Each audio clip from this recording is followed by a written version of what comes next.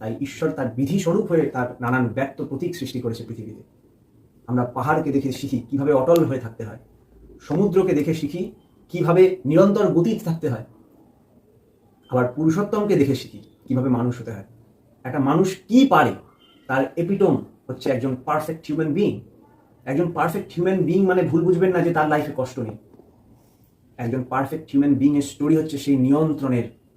প্রভু রামচন্দ্রের স্টোরি দেখেন, কি তার লাইফ, তার লাইফটা একটা হেল, কিন্তু সেই হেলটাকে তিনি হেভেন বানিয়েছেন। 15 বছর বয়স না 13 বছর বয়সে বিশ্বামিত্র নিয়ে গিয়ে যুদ্ধ করালো কত, বাড়ি আস্তে আস্তে বিয়ে হলো, বিয়ে হতে হতেই বনবাসে চলে যেতে হলো। অসীম বাবার দায়িত্ব কত কিছু পালন করা সত্ত্বেও ওখানে গিয়েও বাবা মারা গেল, 13 বছর বাইরে কাটালো। লাস্ট ইয়ার এন্ডিং এর সময় স্ত্রীকে অপহরণ করে নিয়ে চলে গেল।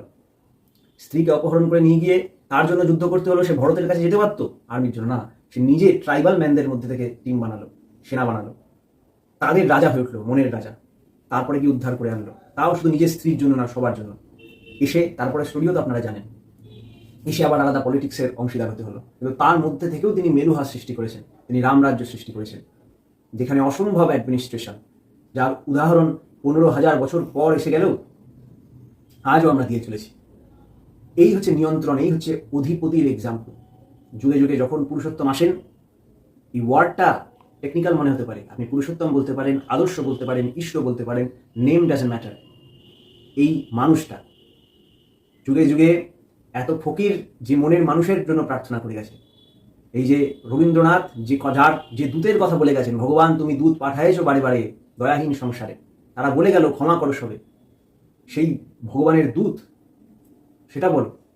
বা নজরুলের বিরাট শিশু যিনি আনমনে বিশ্ব নিয়ে খেলছেন তার কথা বলো। বা আইনস্টাইনের গড অফ স্পিনোজা বলো।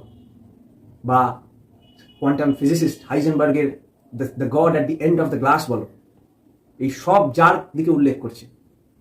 শ্রীকৃষ্ণ যাকে বলছেন সর্বধর্মাং পরিত্যাজ্য মাম একং শরণং ব্রজ, আচার্যং মাং বিজানিয়াৎ, সেই আচার্য, সেই আদর্শ, সেই আচার্য মানে আচরণ করে দেখানোওয়ালা মানুষ, যিনি নারায়ণ। নারায়ণ মানে ওই 4টে হাত না, ওটা একটা সিম্বল। নারায়ণ মানে নরের অয়ন, অয়ন মানে রাস্তা, নর মানে মানুষ, the path of human being. যিনি এই পাথ অফ হিউম্যান বিইং নিজে চলে established way of human being and all other animals. সেই রকম হিউম্যান বিইং এর খোঁজ আমাদের লাগে, সেই রকম হিউম্যান বিইংকে আমাদের সামনে রেখে চলতে হয় এবং তার রিফ্লেকশন হতে হয় আমাদের।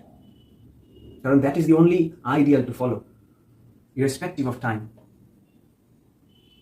We have to follow such ideal who are the embodiment of well-being, who are the embodiment of the character that is necessary for our life and growth.